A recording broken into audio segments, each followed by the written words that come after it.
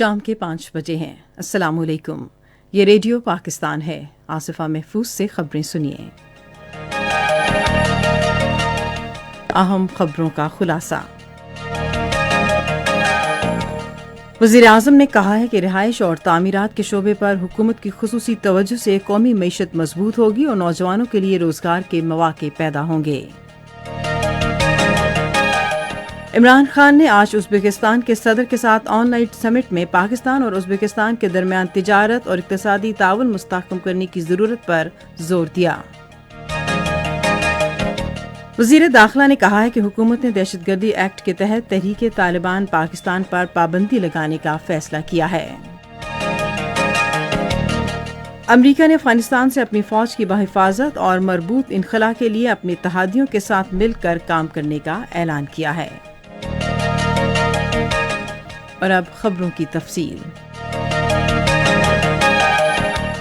وزیر اعظم عمران خان نے کہا ہے کہ رہائش اور تعمیرات کے شعبے پر حکومت کی خصوصی توجہ سے قومی معیشت مضبوط ہوگی اور نوجوانوں کے لیے روزگار کے مواقع پیدا ہوں گے۔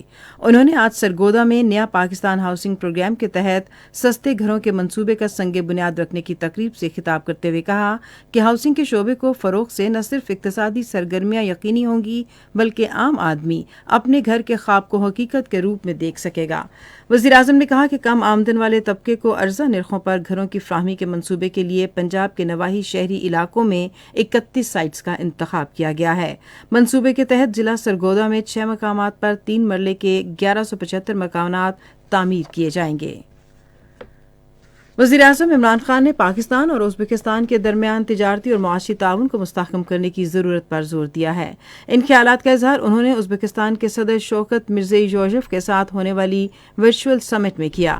عمران خان نے دونوں ملکوں کے درمیان ترجیحی تجارتی معاہدے اور ٹرانزٹ تجارتی معاہدے کو فوری طور پر حتمی شکل دینے کی ضرورت پر زور دیا۔ وزیر اعظم نے پاکستان اور ازبکستان کے درمیان سیاسی سفارتی روابط سمیت سیکورٹی اور دفاعی تعاون بڑھانے کی اہمیت پر بھی زور دیا۔ انہوں نے کہا کہ تعلیم، ثقافت اور سیاحت کے شعبوں میں باہمی تعاون کو فروغ دینے کے لیے بھی اقدامات کرنے کی ضرورت ہے۔ وزیر اعظم نے پاکستان کے معاشی سیکورٹی ماڈل اور جیو اکنامکس کی طرف سے بدلتی صورتحال پر بھی روشنی ڈالی۔ صدر مرزیویف نے وزیر اعظم عمران خان کو علاقائی رابطوں کے حوالے سے اعلیٰ سطحی بین الاقوامی کانفرنس میں دعوت کا اعادہ بھی کیا جو جولائی 2021 میں تاشقند میں منعقد ہوگی۔ آن لائن سمٹ کے اختتام پر ایک اعلامیہ بھی جاری کیا گیا۔ دونوں ممالک نے آن لائن سمٹ کے موقع پر ایک معاہدے اور 2 مفاہمتی یادداشتوں پر دستخط بھی کیے۔ وزیر داخلہ شیخ رشید احمد نے کہا کہ حکومت نے تحریک لبیک پاکستان پر پابندی لگانے کا فیصلہ کیا ہے اور پابندی لگانے کے حوالے سے سمری وفاقی کابینہ کو بھیج دی گئی ہے۔ آج سپہر اسلام آباد میں صحافیوں سے گفتگو کرتے ہوئے انہوں نے کہا کہ حکومت پنجاب نے TLP پر پابندی لگانے کی درخواست کی ہے کیونکہ اس کے کارکنان پرتشدد احتجاج اور توڑ پھوڑ میں ملوث ہیں۔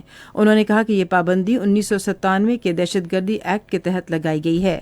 وفاقی وزیر نے کہا کہ کھڑی کی جبکہ ہائی ویز اور شاہراہوں کو بند کر کے عوام کی آزادانہ نقل و حمل میں مشکلات پیدا کیں۔ امریکہ نے خطے میں امن و استحکام کے لیے پاکستان کی مسلسل کوششوں کا اعتراف کیا ہے اور 2 طرفہ تعلقات کو مزید بڑھانے کا عزم ظاہر کیا ہے۔ ان خیالات کا اظہار امریکی وزیر خارجہ اینتھونی جے بلنکن نے آج بحری فوج کے سربراہ جنرل قمر جاوید باجوہ سے ٹیلی فون پر بات چیت کرتے ہوئے کیا۔ بحری فوج کے سربراہ نے کہا کہ پاکستان ہمیشہ افغانوں کے زیر قیادت امن عمل کی حمایت کرے گا جو تمام شراکت داروں کے باہمی اتفاق رائے پر مبنی ہو۔ بات چیت کے دوران افغان امن عمل میں تازہ ترین پیش رفت اور 2 طرفہ تعلقات سمیت باہمی دلچسپی اور علاقائی سلامتی کی صورتحال پر بھی تبادلہ خیال کیا گیا۔ چیئرمین کشمیر کمیٹی شہریار خان آفریدی نے بھارت پر الزام لگایا ہے کہ اس نے غیر قانونی زیر قبضہ جموں و کشمیر میں کشمیریوں کی منظم معاشی ناکہ بندی کا ایک شر انگیز منصوبہ بنا رکھا ہے۔ کشمیر کونسل میں ایک کتاب کی تقریب رونمائی سے خطاب کرتے ہوئے انہوں نے کہا کہ دنیا کی پراسرار خاموشی انسانیت کے لیے ایک سوالیہ نشان ہے اور خوشحال دنیا کو تجارتی مقاصد کے لیے انسانیت پر کوئی سمجھوتا نہیں کرنا چاہیے۔ امریکی وزیر خارجہ نے کہا ہے کہ یہ وقت اپنی افواج واپس اپنے ملک بلانے کا ہے کیونکہ ہم نے یقین مقاصد حاصل کر لیے ہیں۔ وہ آج برسلز میں نیٹو کے سیکرٹری جنرل کے ساتھ ایک مشترکہ پریس کانفرنس سے خطاب کر رہے تھے۔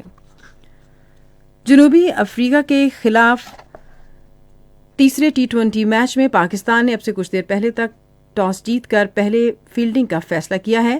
میچ پاکستان کے معیاری وقت کے مطابق 5:30 پر شروع ہوگا۔ دونوں ٹیموں کے درمیان 4 میچوں کی سیریز T20 سیریز 1-1 سے برابر ہے۔ اسی کے ساتھ خبریں ختم ہوئیں۔ مزید خبروں اور تجزیوں کے لیے وزٹ کیجیے ہماری ویب سائٹ radio.gov.pk اور فیس بک کے link radio Pakistan news official پر براہ راست ویڈیو سٹریمنگ بھی ملاحظہ کی۔